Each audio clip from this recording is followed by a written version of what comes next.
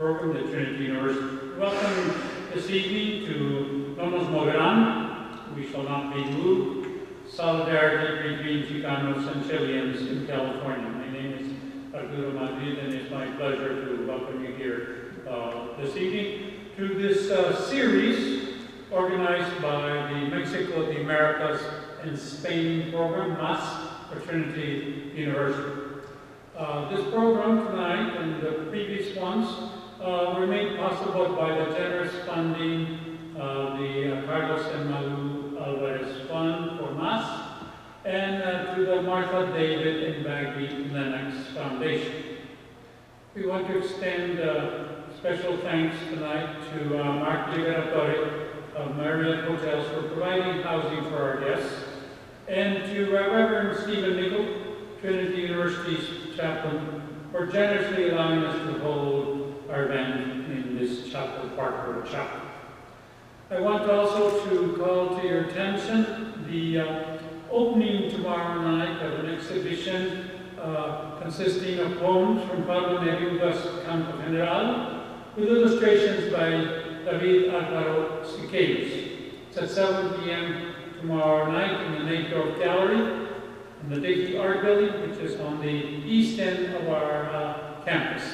And at this point, I'd like to introduce to you Aaron Navarro, Associate Professor of History at Trinity University, who is the current director of MAS. Aaron?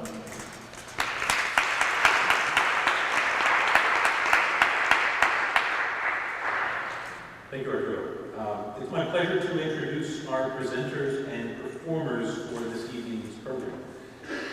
First, Tejano-born feminist historian Antonia Castaneda received her PhD in U.S. history at Stanford University. Now retired, she taught Chicana and Women's Studies at UC Santa Barbara in the departments of history at UT Austin, my alma mater, and St. Mary's University here in San Antonio. Castaneda's scholarly publications include the prize-winning Women of Color in the Rewriting of Western History. She is co-editor of the Chicana Matters series at the University of Texas Press. Antonia is a founding member of the organization Mujeres Activas en Letras y Cambio Social. She serves on the Scholars Advisory Board of the Recovering the U.S. Hispanic Literary Heritage Project. She also serves on the board of the Guadalupe Cultural Arts Center here in San Antonio. In 2007, Dr. Castaneda received the Scholar of the Year Award from the National Association of Chicana and Chicano Studies. Please welcome Antonia Castaneda.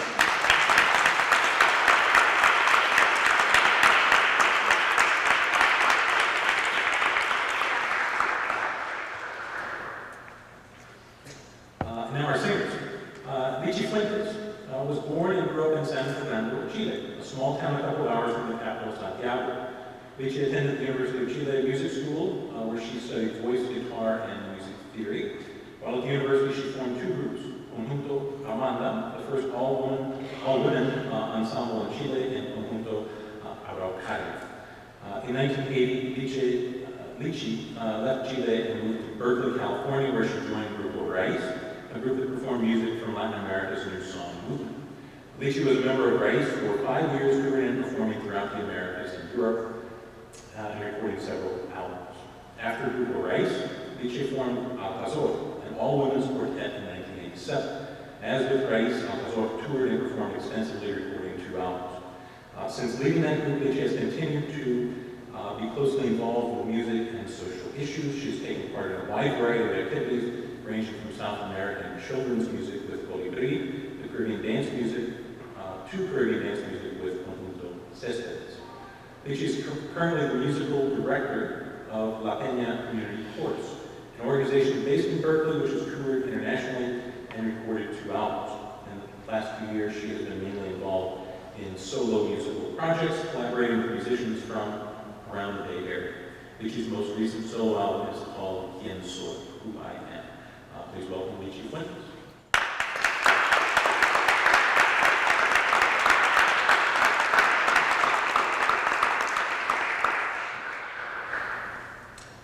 Agustin Lira was awarded the National Heritage Fellowship by the National Endowment for the Arts in 2007. He was born in Torreon, Mexico, and moved to the United States as a young child to work in the fields with his migrant family. eventually settling in Selma, California, a small town in the San Joaquin Valley. In 1965, at the age of 19, Agustin co-founded El Teatro Campesino with Luis Valdez during the Delima grape strike headed by Cesar Chavez. The company created songs and plays, performed at rallies and on picket lines, and toured throughout the United States. Lira's powerful singing and socially relevant lyrics were at the heart of the El Teatro Campesino and established his role as the preeminent musical voice of the early Chicano movement. Since leaving Teatro Campesino, Agustin has continued his work in music and theater. For many years, he has been co-director with Patricia of El Teatro de la Tierra in Fresno, which has performed to critical acclaim throughout the state of California. With the musical group Alma, all of whose members are here with us tonight, Agustin has performed at national and international festivals in the United States, Mexico, and Cuba. He's also produced music for films and recordings, including the documentaries Students of Change and Viva la Causa. In 2006, Agustin's work was highlighted on the Smithsonian Folkways recording Rolas de Aztlán, Songs of the Chicano Movement. Please welcome Agustin and Lira.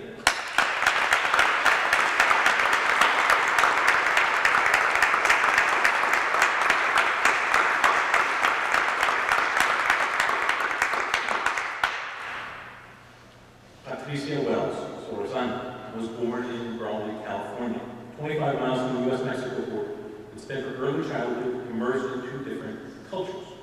While a college student at Cal State Northridge, she participated in the Los Angeles Gallo boycott spearheaded by the United Farm Workers Union. Patricia is co-director of El Teatro de la Tierra and co-founder of the musical group Alma. They have performed at festivals such as the Smithsonian Institution's American Folklife Festival, the Cervantino International Arts Festival in Mexico, and the U.S.-Cuba Friendship Concert in Havana. Patricia has recorded music with various labels and for film, including Rolas de Aztlán and The Fight in the Fields, Cesar Chavez and the Farm Workers' Struggle. For more than 30 years, Patricia has taught music to all age groups in her community, in California schools, and in correctional institutions.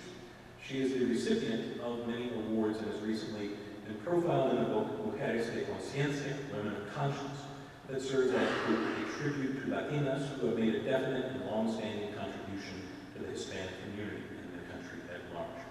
Please welcome Patricia Wells.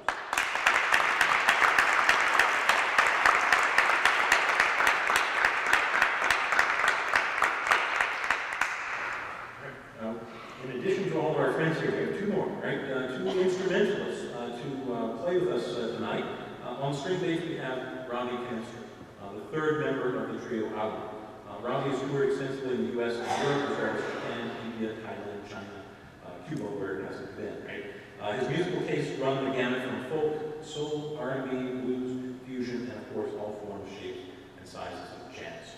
He's recorded with many artists and also works as a recording engineer. He lives in Los Angeles and teaches on the faculty of the Musicians Institute of Hollywood. Please welcome Robbie Kempster.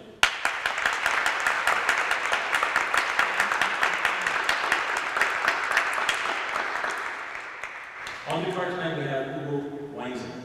Hugo is a composer, guitarist, and arranger, originally from Argentina. Hugo was born into music as his mother was a passionate singer of boleros. Prolific composer as well as a wide-ranging performer, his playing spans the spectrum from classical to jazz and world music, frequently performing as a soloist. Hugo also plays with both Latino and Anglo artists at various Bay Area venues and festivals. Hugo engineers and produces recording projects at Heartstring Studio in Mountain View, California. Please welcome Hugo Weinstein.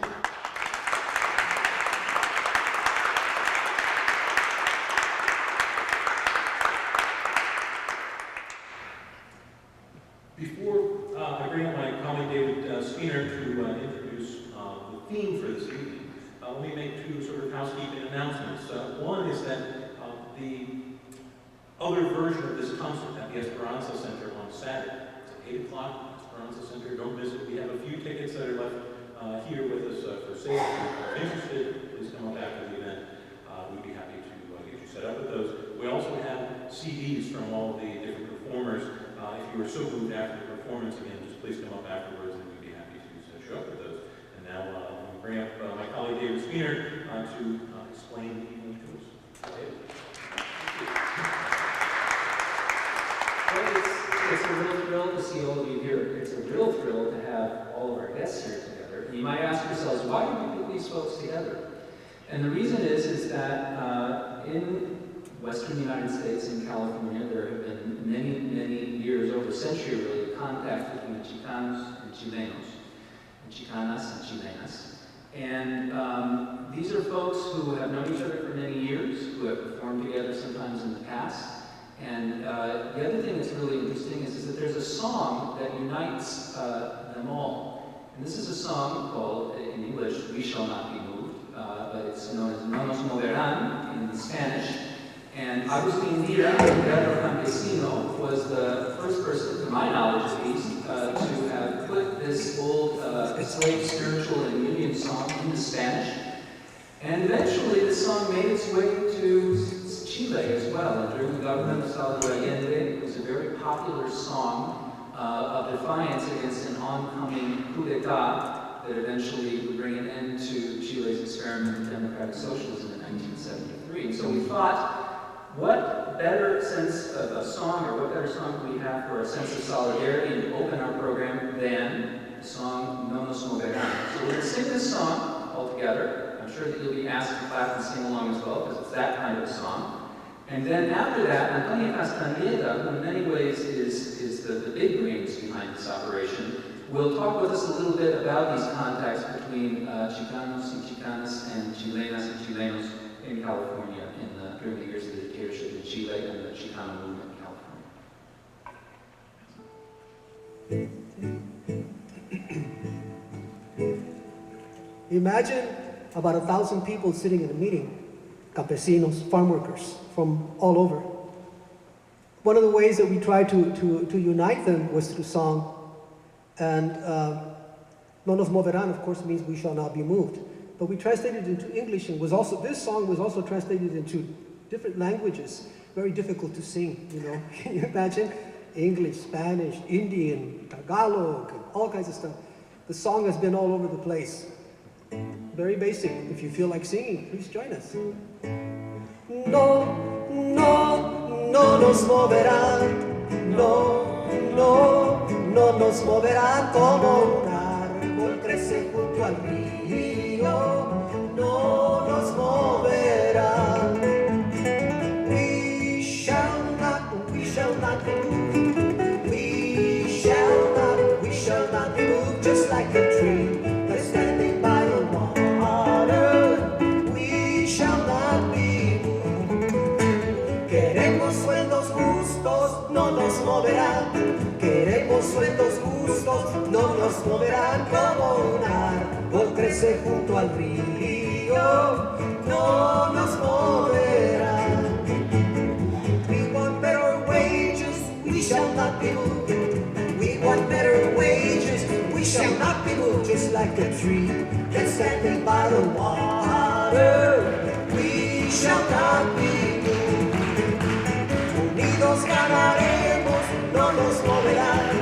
Unidos ganaremos, no nos moverán. Como un árbol crece junto al río, no nos moverán. United we will win, we shall not be moved. United we will win, we shall not be moved. Just like a tree that's standing by the water, we shall not be moved. No, no, no nos moverán. No, no, no nos moverán. Como un árbol crece junto al río, no nos moverán.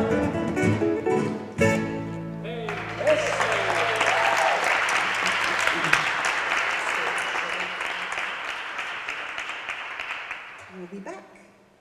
And now we're going to hear from Antonia Castaneda, who's going to give us some context.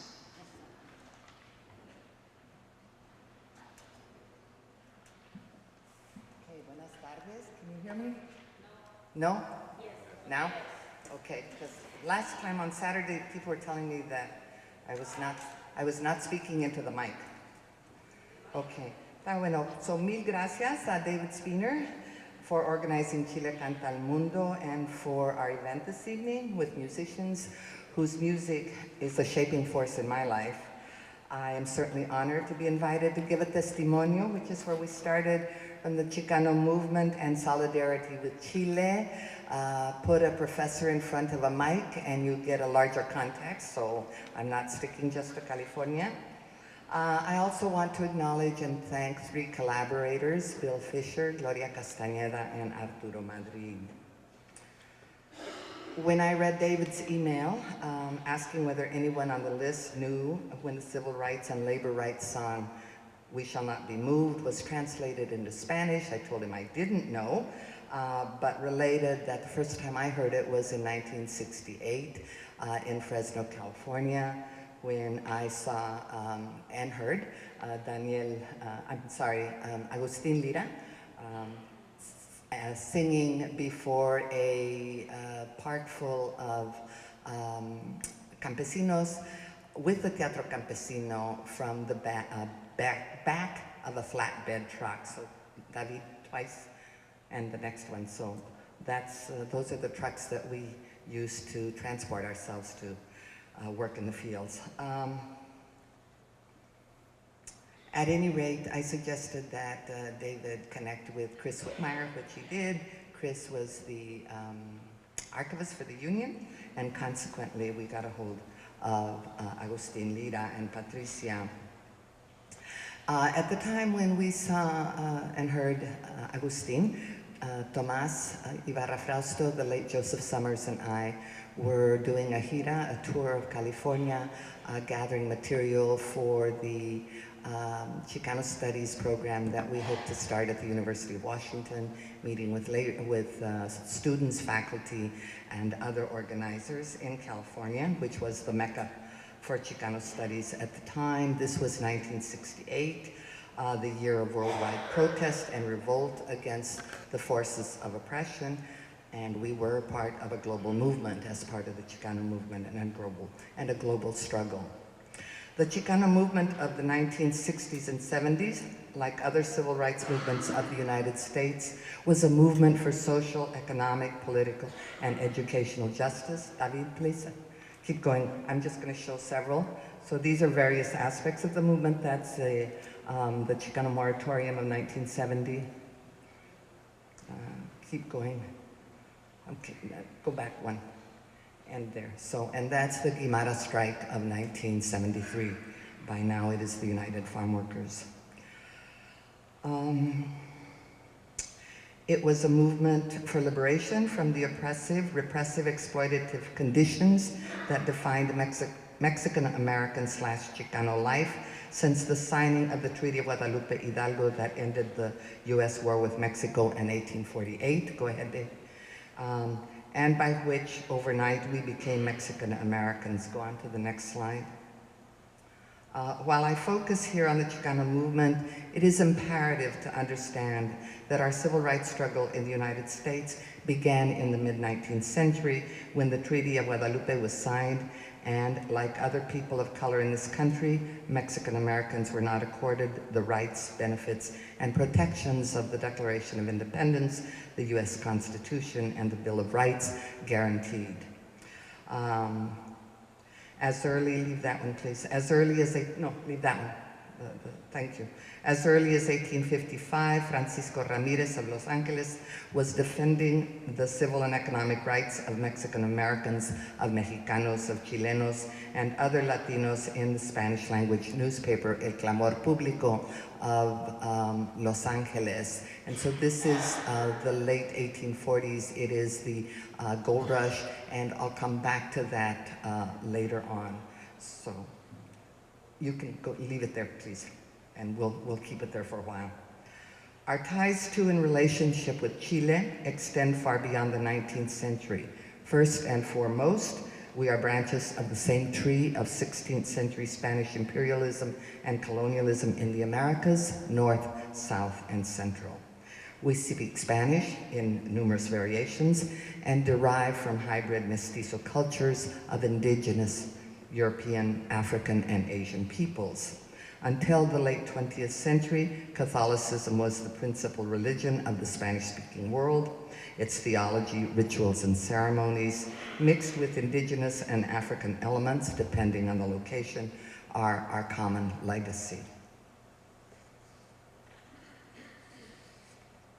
Since the early 19th century, or Spanish language, 1813 to be exact, Spanish language newspapers in the United States have always reported news of all of the Americas and kept us informed, engaged, and connected. They published and we read the literary creative production, novels, short stories, prose, and poetry of Spanish-speaking authors of North, South, and Central America, as well as of Spain. El Chapter, we called the installments of novels published in U.S. Spanish language newspapers, La Prensa en San Antonio, La Opinión in Los Angeles, El Diario La Prensa in New York City, among others.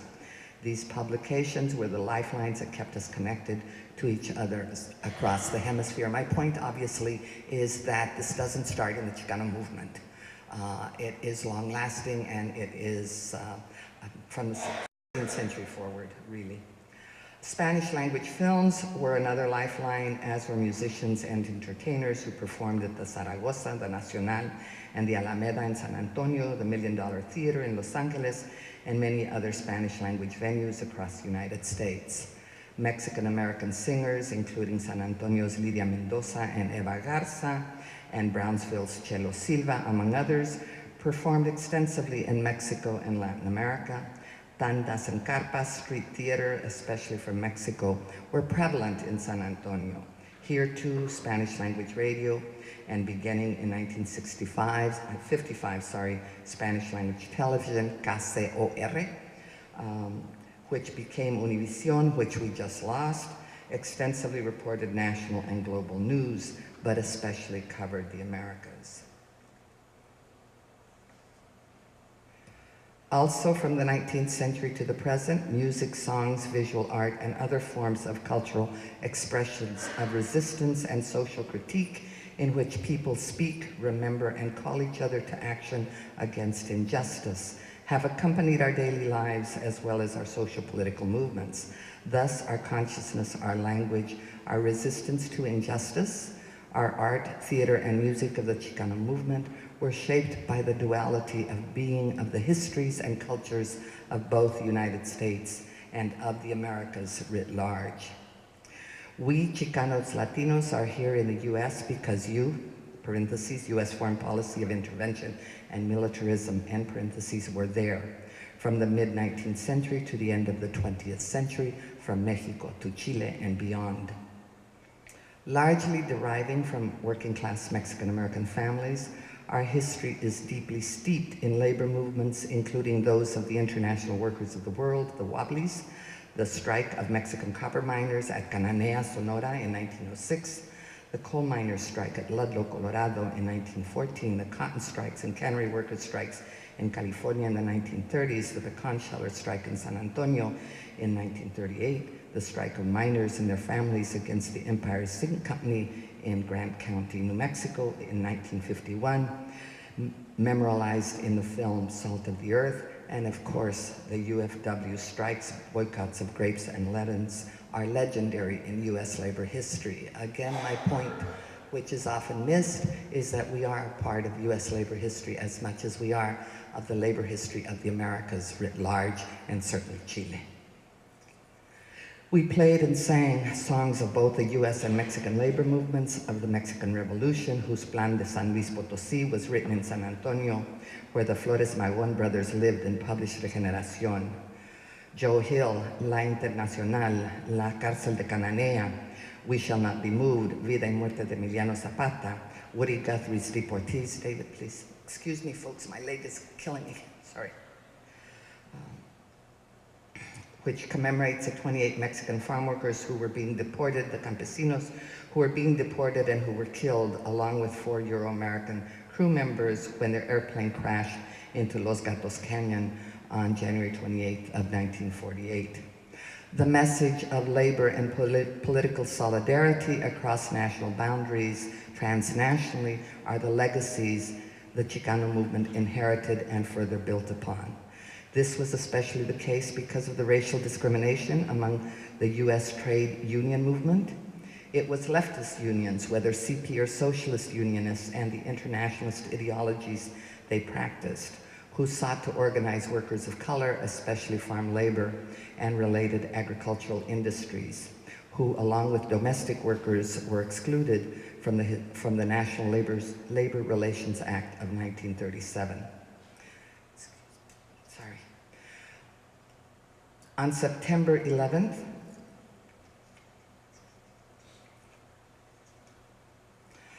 when President, okay, if you would please.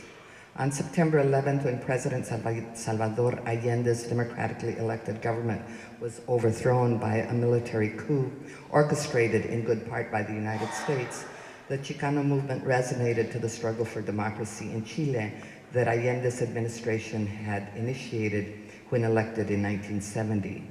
We resonated to his government's policies to redistribute land and wealth, to the promise that Chile held for all of us.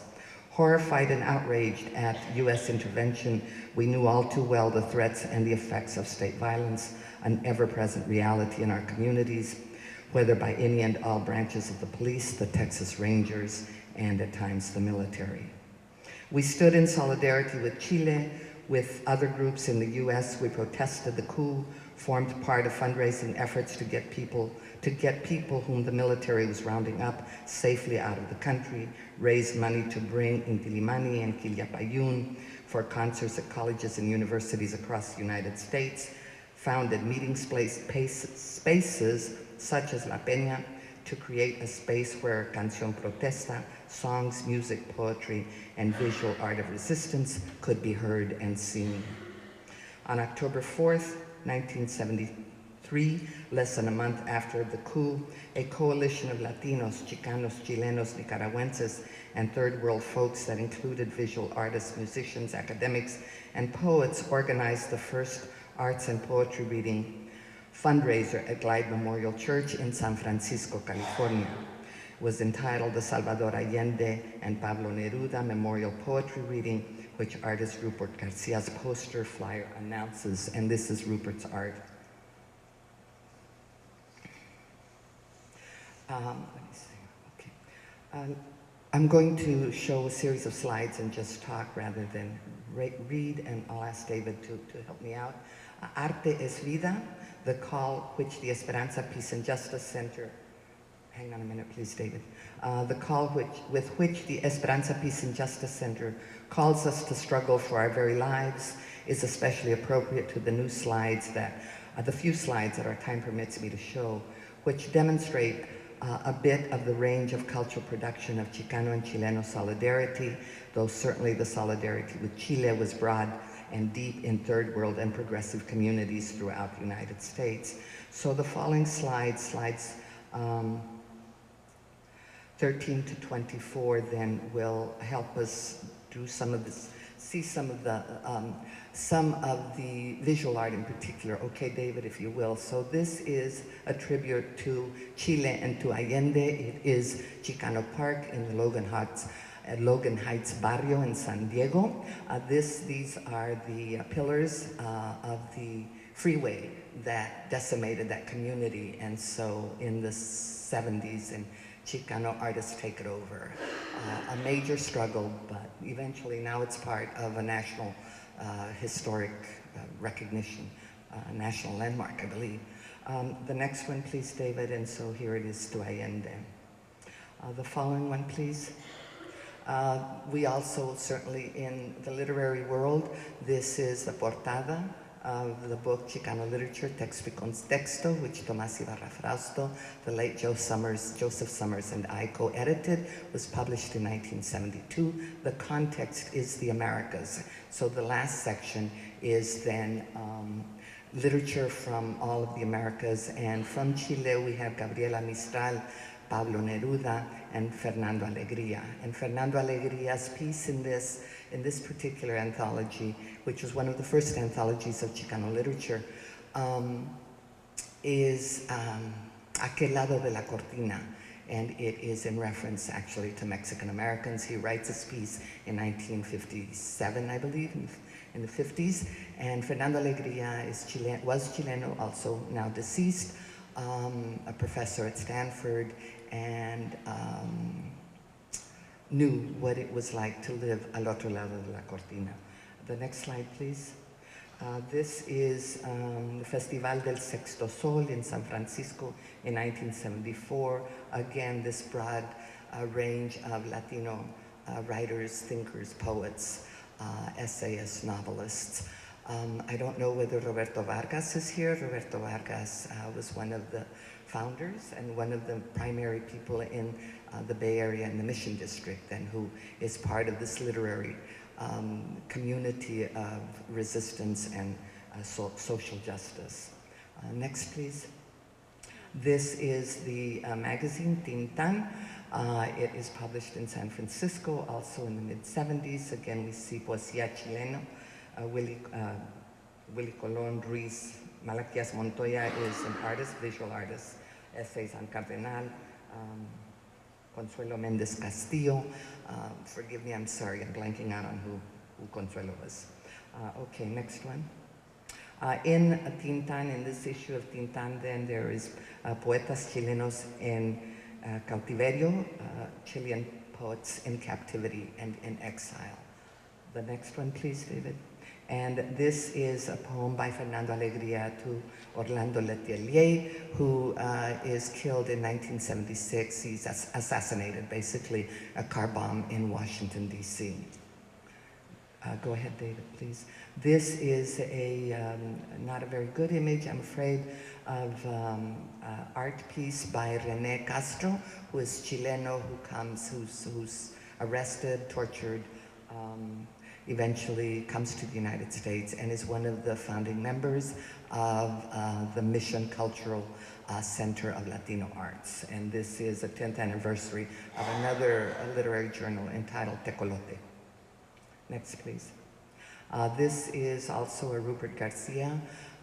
Rupert Garcia has this incredible collection of work that he did from the 60s to the present of poster art. And this is Mexico, Chile, Soweto in 1977. Let me see if there's one more. Okay. So that's a very broad, sweeping overview. I'm sorry, this is really a session that we should invite Tomás Ibarra Frausto to do, Professor Tomás Ibarra Frausto, to do one of these fine days. Let me talk then, again, part of this historical connection between Chile and Chicanos, Chile and Mexicoamericanos. So Chilenos are part of two major waves of labor and exchange in the 19th century. They're part of the hide and tallow trade, the Boston schooners that go to Chile, and to other ports of Latin America, South America, Mexico, trading for hides and tallow. And part of that trade then brings not only Chileno workers as part of that engagement, but also brings women, Chilenas, whom some of these New England traders marry and bring back. And so the Atherton family of California, of Atherton, California, is the ancestor of one of a Chilena who marries Atherton, is the ancestor of the contemporary Athertons. But the other major dimension is that during the California Gold Rush, a significant number of Chilenos and Peruanos and Mexicanos and other Latinos come to the Gold Rush, and they are, because they have a tradition of mining, they are eminently successful, and they are high competition to Euro-Americans and Europeans. So what we see as a result then, the result is the passage in California of the miner's tax in 1850, the same year that California becomes a state. And that miners tax, foreign miners tax, is applied only to Latinos and to African Americans and to Asians, to Chinese. And so as there is significant violence accompanying not only that tax, but also the mining communities. And so the story is that one of the Latino miners, who by the name of Joaquin Murrieta, whose wife is raped, whose family is decimated, he is horsewhipped and left for dead, creates a band of Robin Hood-like men who rob the Anglo-rich to give to the Latino poor. Is he Mexican? Is he Mexican-American? Is he Chileno? We all claim him. And next slide, please. Pablo Neruda then wrote Fulgor y Muerte de Joaquin Murrieta, and in this opera, then Joaquin Murrieta is Chileno. And so there's this big debate. For me, there is no debate. It doesn't matter if he existed or what particular group he belonged to. Rather, it is the issues and what he symbolizes. And what he symbolizes is resistance to the violence of the era. Okay, next slide. Okay. Okay, so that is this very quick, sweeping overview of this relationship between Chilenos and Chicanos. And really, part of my message is that that relationship is hemispheric. We're focusing today on Chilenos and Chicanos, but it is really hemispheric. And it, as an historian, it matters to me that we not only be aware of that context, but that we strengthen it and develop it consistently. And so I want to take just a few minutes then to show a set of other slides that are not necessarily part of the Chicano-Chileno relationship, but that speak to the areas of all social movements, irrespective of whose they are. And certainly the social movements of the 1960s and 70s of Chicanos, and I believe also of Chileno and Chilean solidarity, is that inasmuch as we extol and celebrate and remember and commemorate, it is also important that we acknowledge and address the inconsistencies and both the intra and inter conflicts that existed and inequalities. And so one of the inequalities that we need yet to come to terms with is the gender inequality of the era, and that we still live and that still exists in social movements, and not just the gender inequality, but also the violence that exists. So sexism, misogyny, homophobia are forms of violence that we also need to come to terms with and change, transform, and sing about as music is transformative. And so I wanted to show just a few slides, a couple of slides. This is by one of the few women's mural collectives, Mujeres Muralistas in San Francisco. And this is Paco's Taco House. And so their subjects are always female or nature. And again, that merits another presentation. Go ahead if you would, please, David. The Chicana Feminist by Marta Cotera, our own Marta Cotera from Austin. This is in 1977. The next slide, please. Sun Mad Raisins by Esther Hernandez. Also, I think this one is 1982. Okay, David, go ahead. So, thank you. I want to end my testimonial in memoriam of Pete Seeger by reading a print copy of his reading of Woody Guthrie's There's a Feeling in Music, but I want to end it also with Holly Near, because Holly Near has a statement about my moral compass, Chile, my moral compass. And this particular album, she sings, Hay una mujer desaparecida en Chile. And so I wanted us to remember and to acknowledge also the feminist voice in our social movements. And so I end with Woody Guthrie's "There's a Feeling in Music." Music is the tone of voice, the sound life uses to keep the living alive. They call us back many times a day from the brink of torture, the holes of superstition. There never was a sound that was not music. There's no real trick of creating words to set to music once you realize that the word is music and the people are the song. Thank you.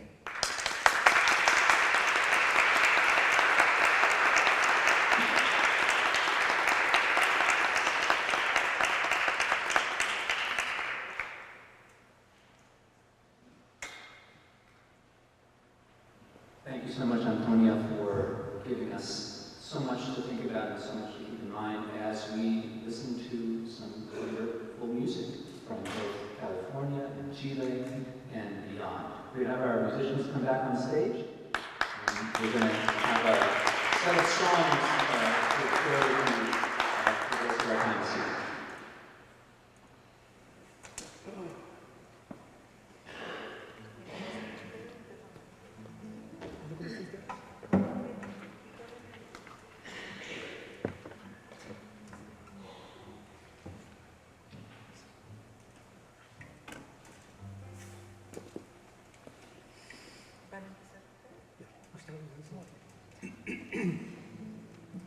In 1965, I was 19. Yes, I had black hair. And I joined the United Farm Workers, led by Cesar Chavez, Dolores Huerta, Gilberto Padilla, and many others who gave their lives so that other people could have better wages. And I was a young kid, completely green, went out on the picket line, and I saw abuelitos, abuelitas, chamaquitos, chamaquitas, tías, tíos, abuelas, abuelitos. Everybody was on the picket line. And what really struck me was that they were losing their homes, and they were losing everything, their cars and so forth, and I had nothing to lose. So it really bothered me. And that's part of the reason why I stayed to fight, was because I figured I have nothing to lose. And on the picket line, I had always seen people fight for a living, but I had never seen them fight for their rights. Yo no le tengo miedo a nada.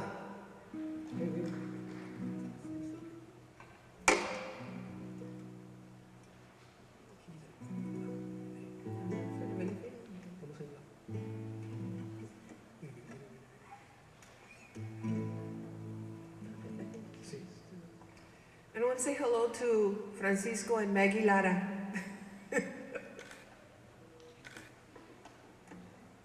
Thank you for coming, Frank. Brother out there. I'm not kidding.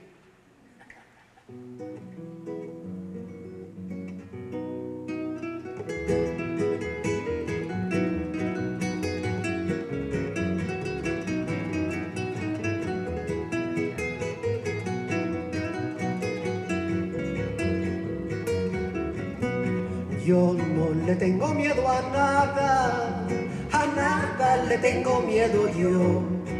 Unos pierden y otros ganan, pero a mí no me gusta perder. Y por eso les digo a mis amigos que se paren ya de vender. Porque aquel que es vendido siempre le va de perder.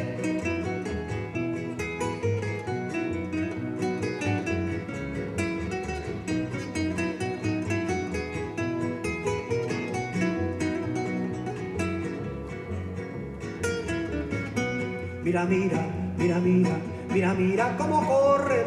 Parece que si paran el trabajo perderán. Que no saben esquiroles, que ya la llevan de perder. Corran, corran esquiroles y no dejen de correr. Que muy pronto los huelguistas ya los van a convencer.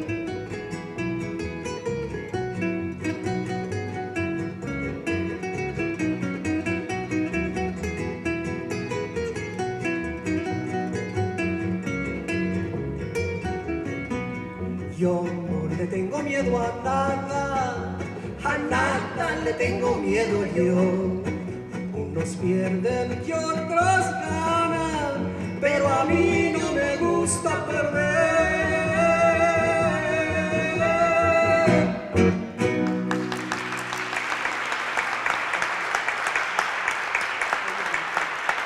Thank you. Of course, an esquirol, for those of you that don't know, an esquirol is a scab, somebody who's out there working against your family. And the idea is you got to get them out there or they're really going to hurt you. Esquirol. Don't forget that. Bad people. The song that we're gonna play first is a song that it was written by Osvaldo Torres, songwriter, poet, who ended up living in exile in Chile. And this is a beautiful song. I think the translation is on your paper. Unfortunately, Chilean music is kind of sad. It was,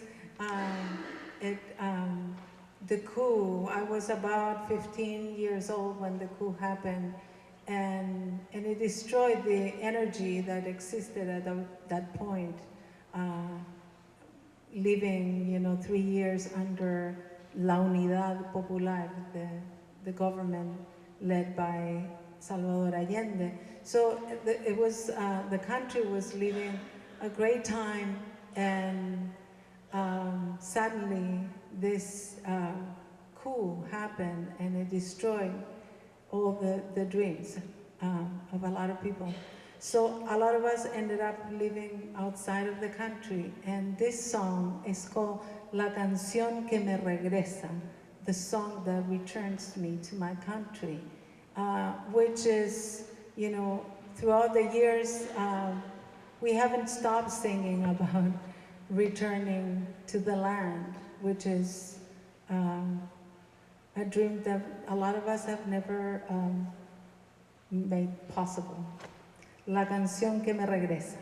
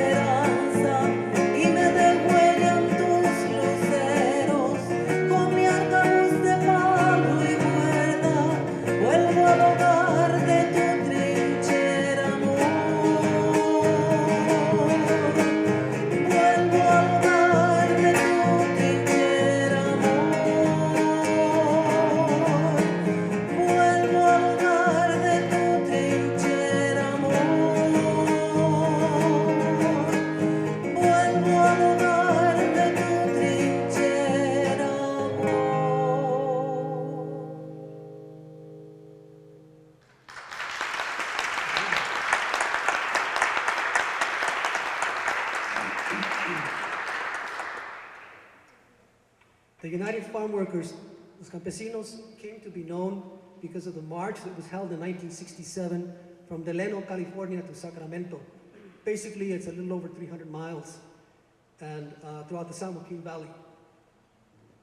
What was fantastic about the march is that we began with 56 original marchers.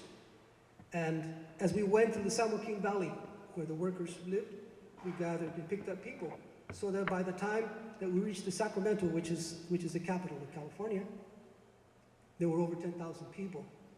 And I was extremely lucky at that particular time to walk up on the steps of Sacramento and to sing this song, La Peregrinación, the journey.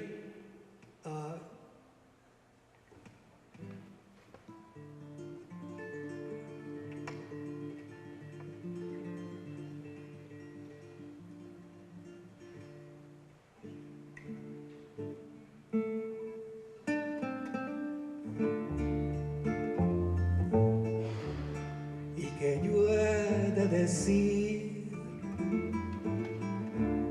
que yo estoy cansado, que el camino es largo y no se ve el fin. Yo no vengo a cantar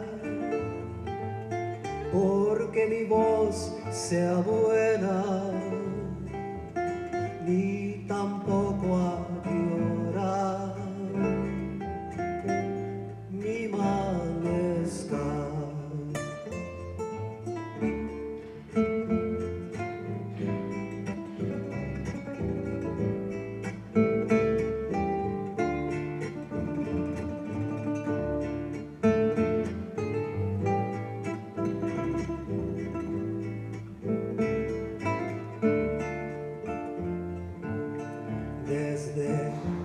No voy hasta Sacramento, mis derechos a pelear. Mi virgencita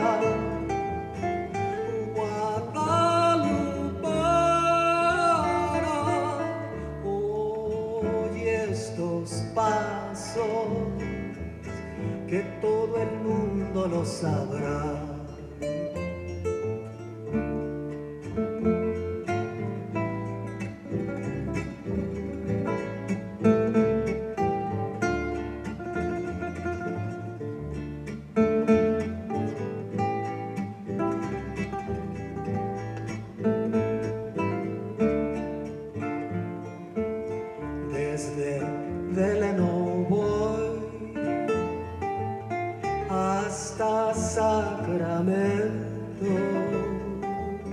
Hasta Sacramento,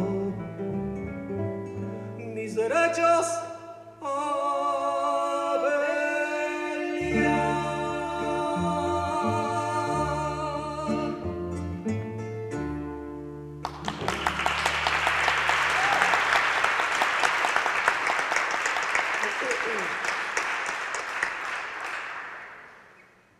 In 1979 or 1978, there was a vigil in the Plaza of Santiago, in the main Plaza of Santiago. There was a Vicaría de la Solidaridad.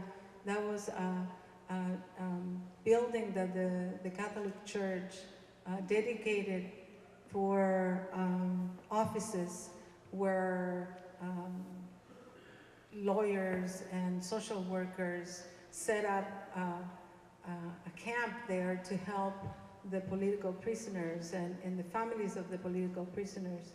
La Vicaría de la Solidaridad is the place that recorded all the disappearances, all the people that were put in prison. The families of the disappeared formed an organization, and in 1978 they had a hunger strike demanding for information about their loved ones. And they ask the poets and the musicians and the artists to come to their solidarity and help them out. So the next song is called El Palomo, the dog, and it was written as part of La Vigilia, the vigil, a cantata that it was written, and it talks about the dog being the person who disappeared that calls for help and for their families to look for him. El Palomo.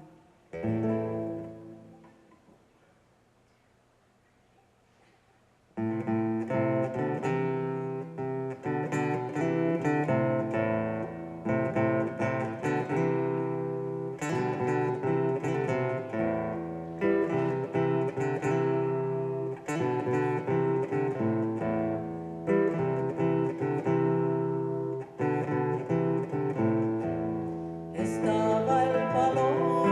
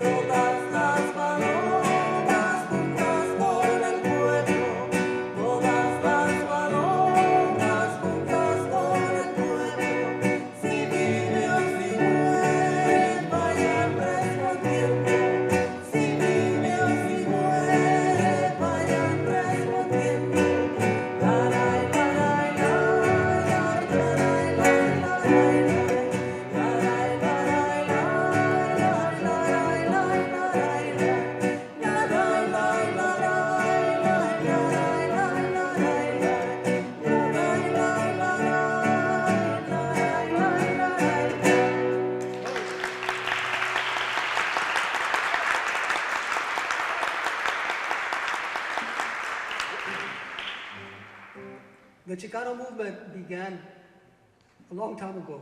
It's hard to say which particular year, but Cesar Chavez, Gilberto Padilla began organizing in their communities around 1963, 62. By 1965, the Filipinos and Mexicanos went on a strike throughout a big part of California. And then, closely following the farm workers movement came the Chicano movement, where Mexicanos and Chicanos born in the United States here were angry about being mistreated and being brutalized and being treated worse than third-class citizens, if that's possible. And the movement was about the land and the taking of the land. It is about people being displaced. It is about people not having a place to rest or stay. The Chicano movement is still going on. It's still going on in different places, and I think I met a lady who was about 89 years old on a tour one time, and she said, "Qué bonita canciones cantan ustedes." Real beautiful songs. She goes, but you call it the Chicano movement. When I started it, se llamaba el Movimiento Español. Can you imagine? I mean, that's going way back there. ¿Qué hubo, raza? 1848, the Treaty of Guadalupe Hidalgo was signed between Mexico and the United States. It was called the Mexican-American War. And this particular little piece of treaty said that Mexican Americans, Mexicanos born on this side here, have the right to speak their language, to practice their culture, etc. So I've been doing that for a long time, but other Mexicanos are afraid to do that. It's the law. We can express our rights. We can speak Spanish wherever we want to, even if the others say can't. We can speak Spanish wherever the hell we want to. Es nuestro lenguaje natural. I just want to say something. When I was a college student, I started spending more time on the picket line than in the classroom, but because I felt alive. I felt like I was doing something for my people. And I had a friend, and she was the one who was always getting me to go out there. Her name is Dory Raskin. She was Jewish. It takes all kinds of people in the world. The mismos Chicanos didn't want to do it, and she would come around with her flyers to go protest for the farm workers. And the first song that I heard her sing was this one, "¿Qué hubo, raza?" And I loved it because it says, porque en las venas trae la sangre de los yaquis and all of this, but Dory didn't sing it right. She sang it, "Bueno, pues, ¿qué hubo?" or something, and I said, "Dory, are you sure it goes like this?" And she goes, yeah, it goes like that. And so finally one day I met Agustin and he sang it. I couldn't believe how beautiful the song was. ¿Qué hubo, raza? Bueno, pues, ¿qué hubo? ¿Cómo les va? Qué lindo día para cantar noticias que han llegado de Nuevo México, 1848. Pues fue firmado el gran tratado de Guadalupe Hidalgo.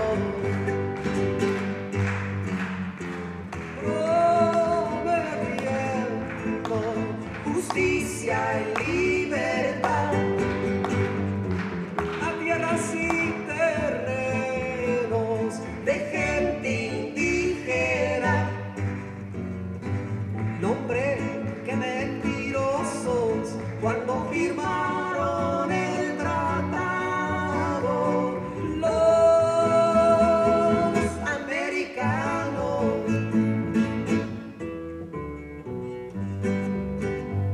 El mexicano hacerse gringo no puede ni quiere. El mexicano hacerse gringo no puede ni será, porque en sus trae la sangre chichimeca, zapoteca y de los yaquis, xochimilca y de los mayas, y en su cuerpo trae la sangre de Cuauhtémoc, de Morelos y Zapata y el famoso Pancho Villa.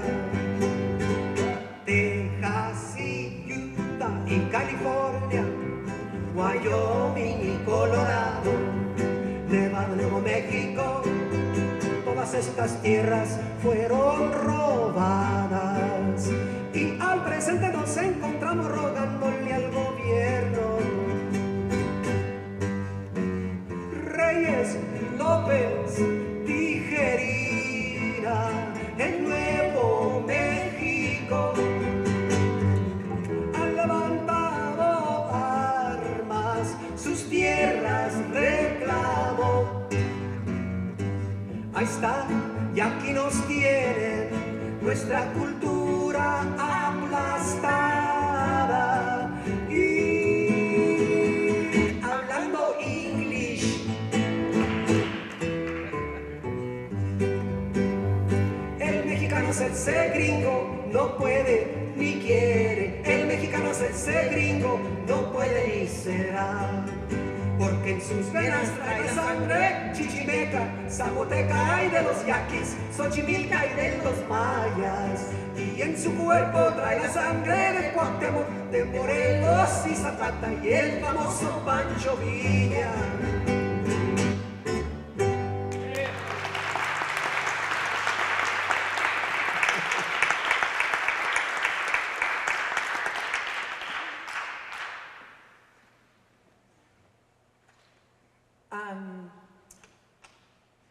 The next song is called Tres Versos para una Historia, 3 verses for one story, and it's not in your unfortunately in your translation.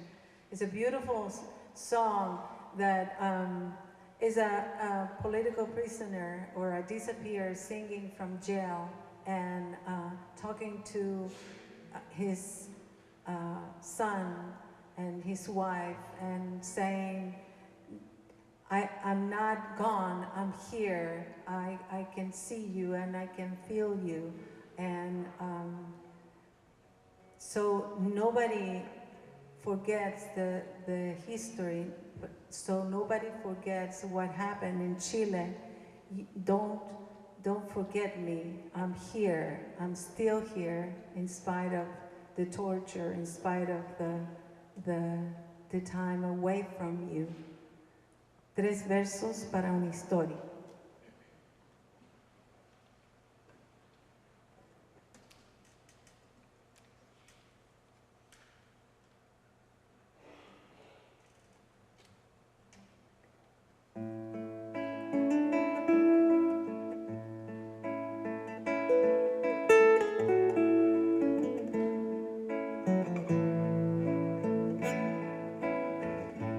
Aquí vivía un hombre ayer, hoy vive solo, su hijo Manuel busca a su madre, quiere saber a dónde pueda su llanto arder.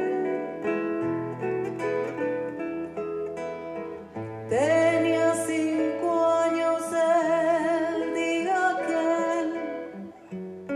su madre dijo, de viaje fue, nada ha cambiado, el cuarto aquel, sobre la cama yace un clavel.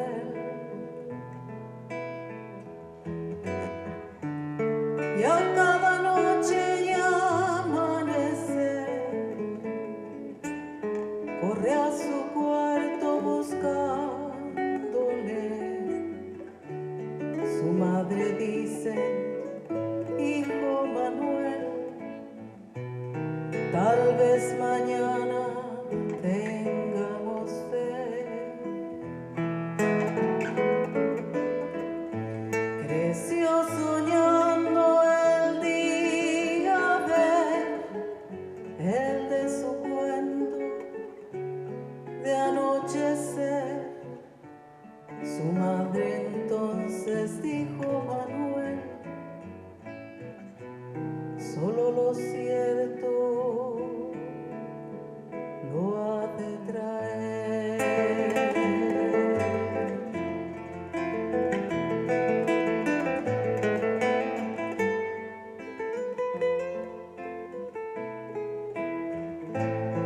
Desde esta celda donde el odio ha confinado, la sonrisa, amada mía, yo me desangro en la ausencia de tus manos y me duermo con tu universo, que es fuerza y vida en la esperanza de los hijos que quedaron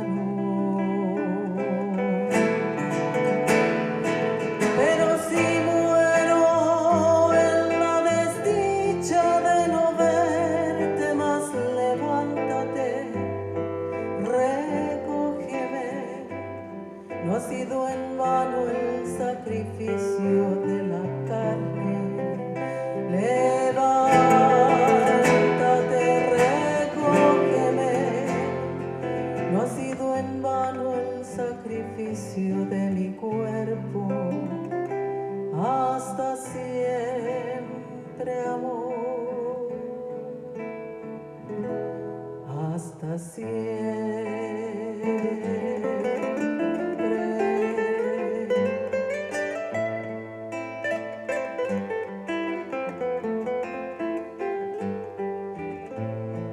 Usted me busca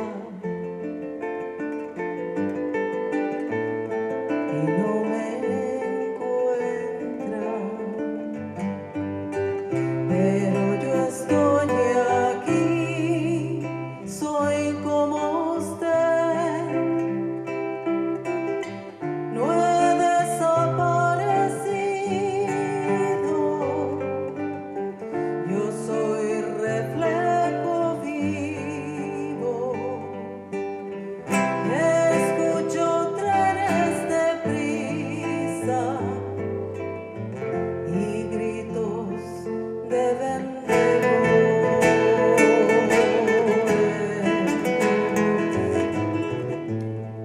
Usted me busca y no me encuentra, pero yo estoy aquí, jamás me fui. Cuando termino la escuela y aunque muy tarde sea, irá buscando la verdad. Usted y él me encontrarán. ¿Ves? Yo estoy aquí, donde jamás me fui. Estoy aquí y a veces canto, te puedo ver sola bailando,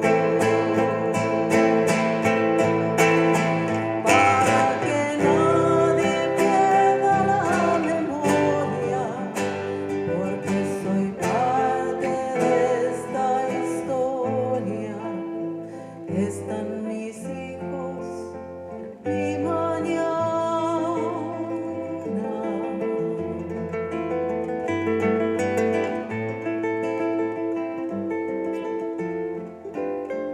Mi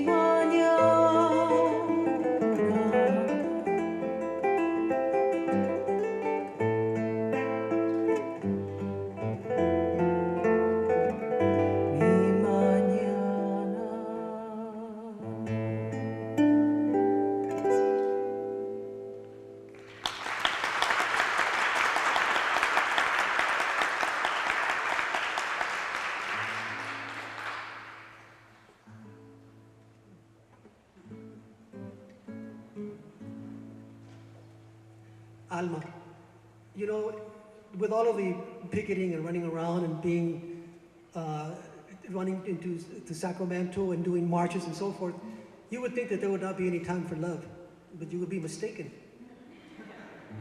Because love finds its way through anything, you know? I don't even remember for whom I wrote this song.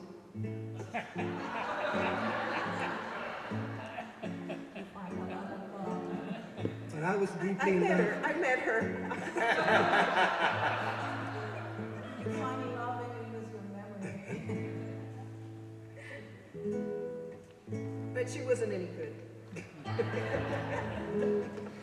I'm just.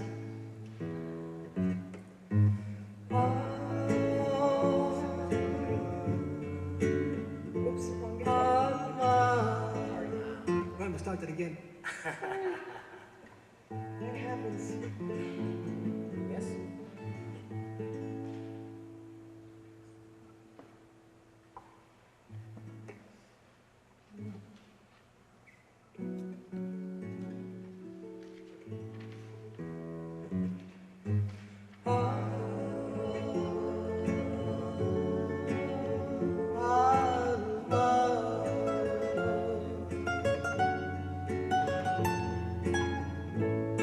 Tengo ganas de hablarte.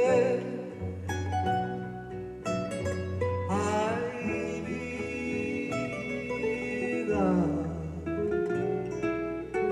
Tengo ganas de amarte. Yo sé que en la vida es difícil amar, pero cuando el corazón se da, es difícil olvidar.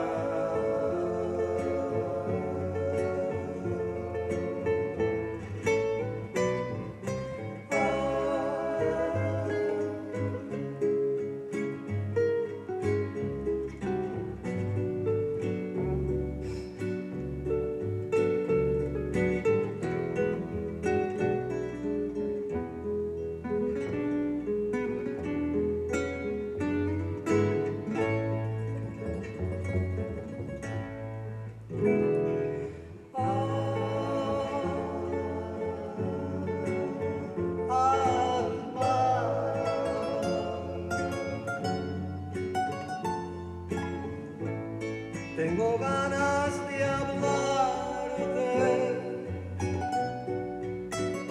Ay, vida.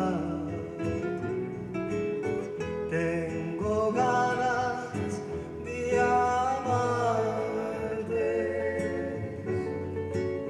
En mis manos tengo la carta donde dices adiós, pero yo te seguiré queriendo hasta que se acabe el sol.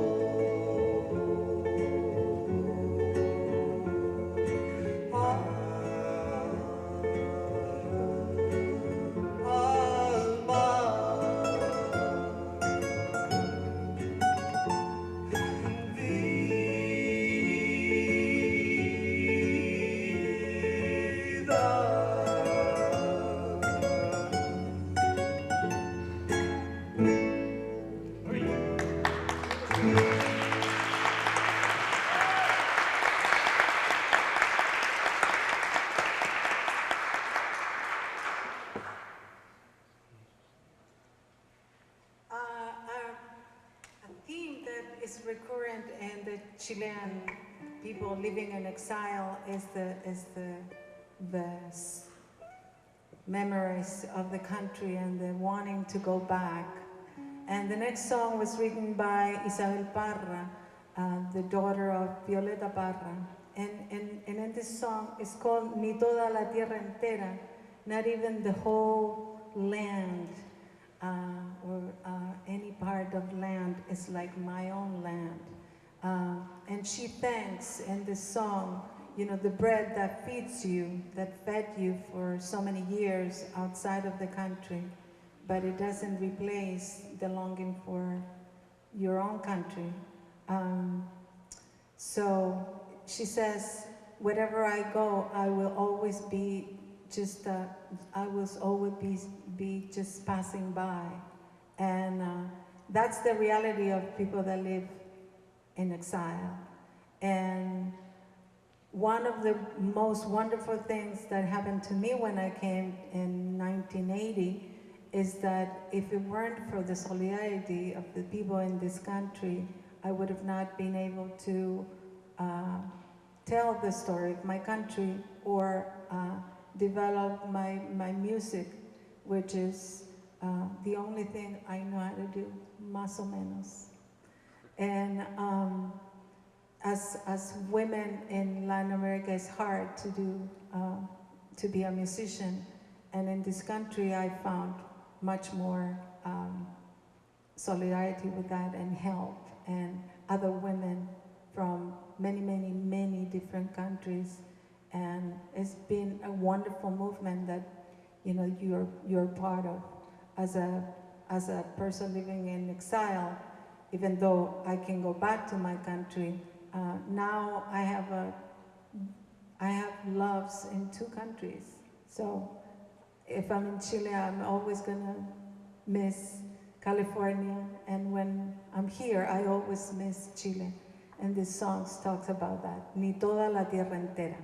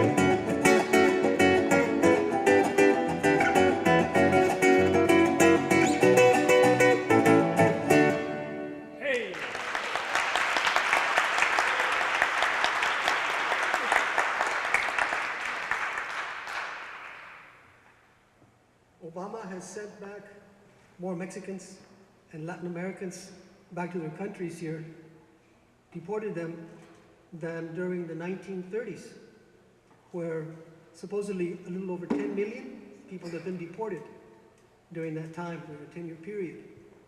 My parents were also thrown out of this country at that time, even though half of the family, more than half of the family, were American citizens. And that really struck me very, very hard between the eyes when I found out that my parents had suffered that much. They had been sent to Torreon, Coahuila. I was born in Torreon, Coahuila. That's the reason why. And they were sent back to Torreon, Coahuila, and they had to work themselves all the way back to Ciudad Juárez and to cross back the country, and they were citizens. This is happening today with great frequency, and it's too scary for words. We need to do something about that. We need to stop that kind of horror where people are displaced and thrown out and treated as if they were not human beings, as if they didn't bleed blood. And we have to do something about that. We have to stop that cruelty. I have no one else to appeal to but you. El inmigrante.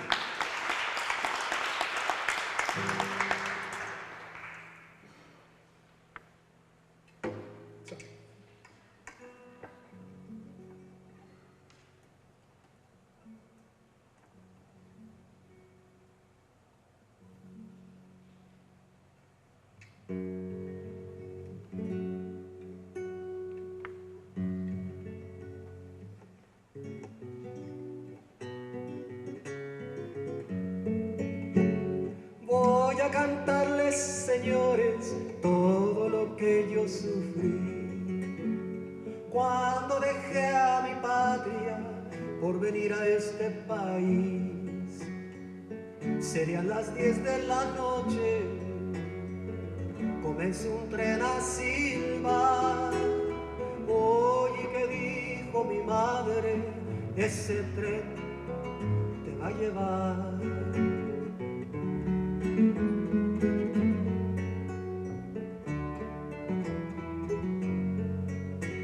Adiós, mi madre querida, écheme su bendición. Yo me voy para el otro lado, donde no hay revolución. Al fin sonó la campana, 2 silbidos pegó el tren. No lloren mis compañeros, que me hacen llorar también. No lloren mis compañeros, que me hacen llorar también. Pasamos pronto a Jalisco, ay, qué fuerte corría el tren. Luego Irapuato y La Chona y Aguascalientes también.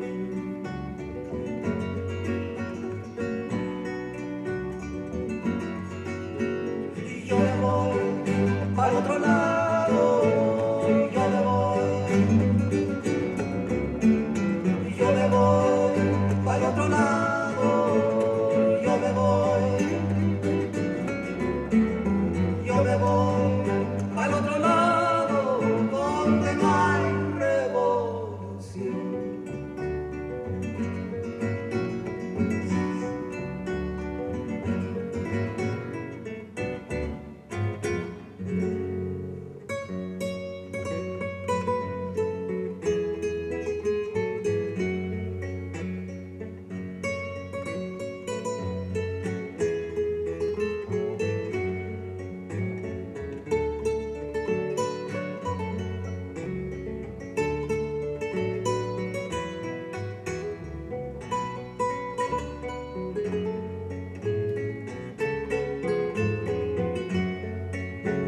Llegamos a la frontera, allí pasó la inspección.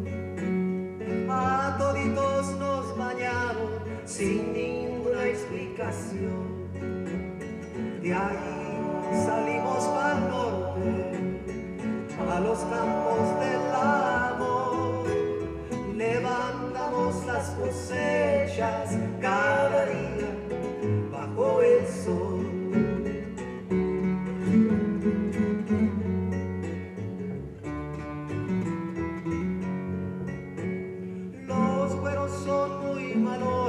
Se valen de la pasión y a todos los mexicanos nos tratan sin compasión. Hoy traen la gran polvadera y sin consideración, mujeres, niños y ancianos nos echan de esta nación.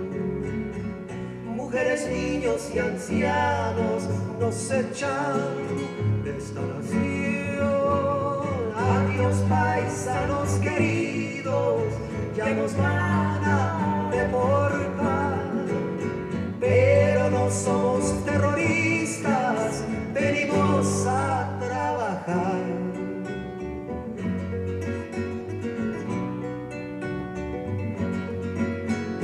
Yo me voy para otro lado, yo me voy, yo me voy para otro lado, yo me voy, yo me voy para otro lado, donde no hay revolución.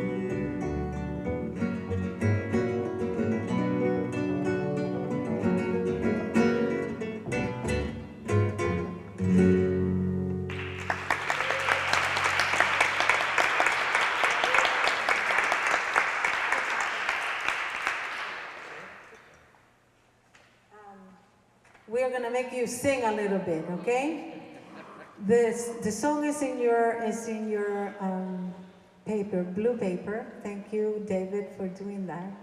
This song is called Tu Cantar, Your Singing, and in the middle of the dictatorship, sometimes the only way to feel better was to sing together. And this song, it became like an anthem, and we used to sing it every time we could meet in a church or in a safe place, which were not many under the dictatorship. So your part goes like this. I direct a chorus, so I have the tendency to make people sing, okay? So sing out, louder than me, even though I have a microphone here. Okay, G minor, right, Olito?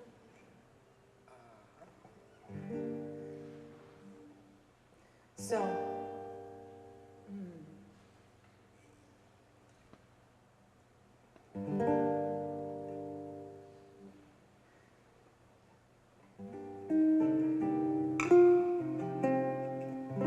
Tu cantar el viento llevará, alguna vez podremos todos escuchar a tu cantar.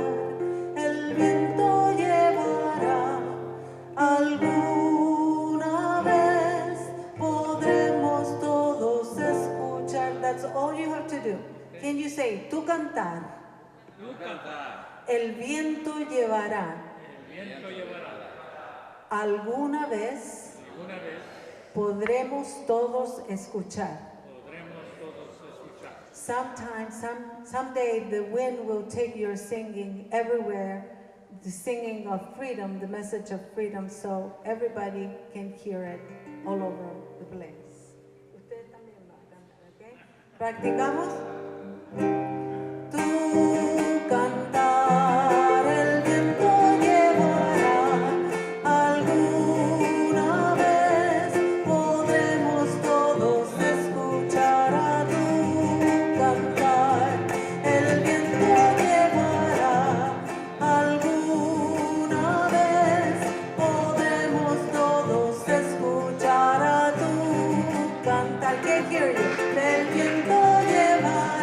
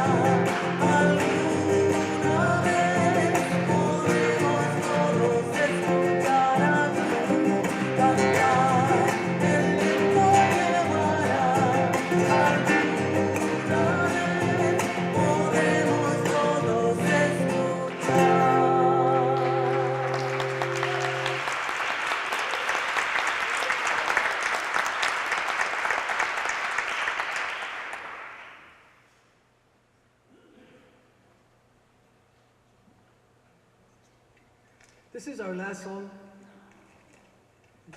Ser como el aire libre, one of the songs that I wrote in the early farm worker movement also. Without freedom, it's very difficult to do anything. If you have no support, you cannot climb up the stairs, and it's ridiculous to lift yourself up from your own bootstraps. Have you ever tried that? You can't do it. It's physically impossible to do that. We all need support, and we all need help. Ser como el aire libre. The song tells a story.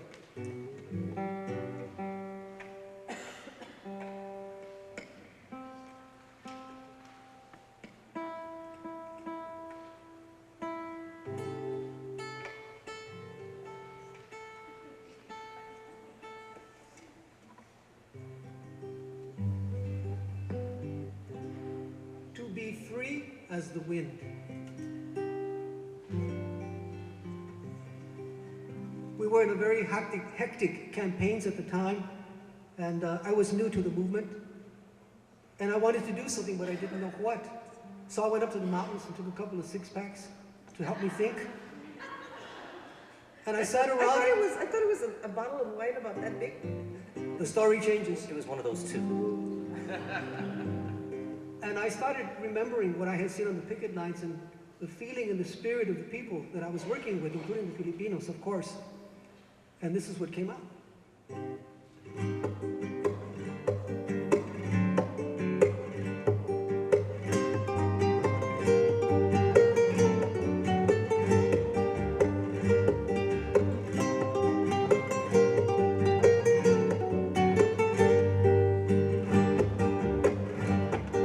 Ser como el aire libre no más se pasa volando.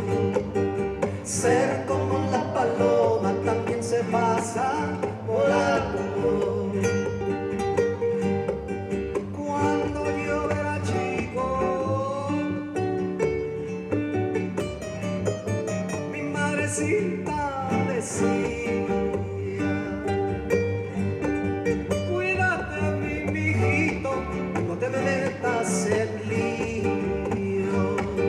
Ser como el aire libre no más se pasa volando. Ser como la paloma también se pasa volando.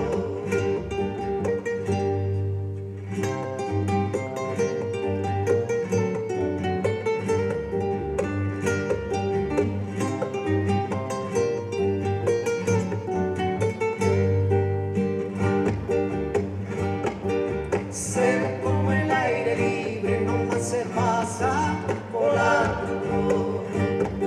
Ser como la paloma también se pasa volando. Y ahora que yo soy grande, esas palabras me duelen, porque la vida es larga y yo la paso llorando. Ser como el aire libre no más se pasa volando. Ser como la paloma también se pasa volando. Ser como el mar tan lindo también es libre.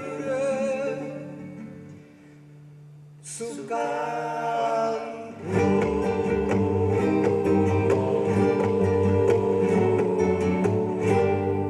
Uy.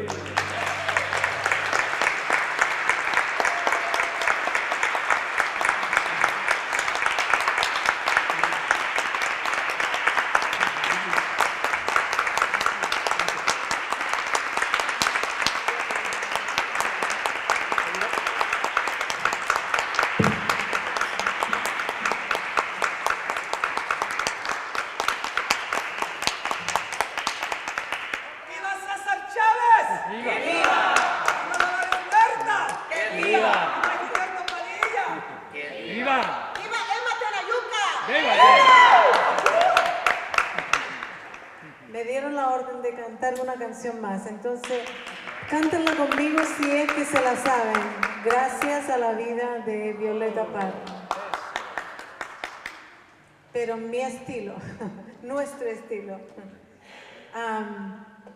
Violeta Parra wrote this song that is so wonderful, and it's like every time we are feeling sorrow, we have to think about all the beautiful things we have, and not only fight for justice, but fight for the planet too, which is, you know, good people, bad people. If we don't have the planet, we're all gonna lose. So these songs talk about all the beautiful things we have: the air, the wind, the trees, and loving each other. Gracias a la vida.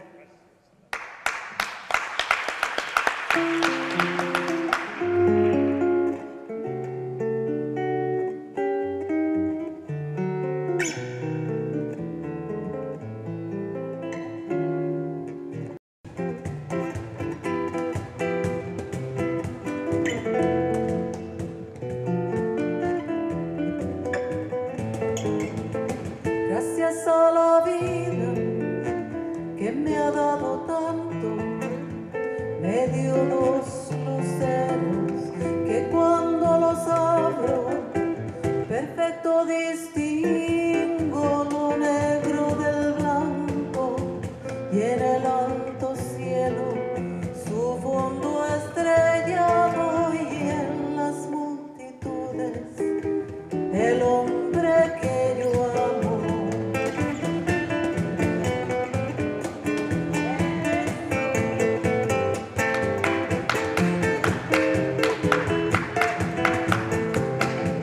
Gracias a la vida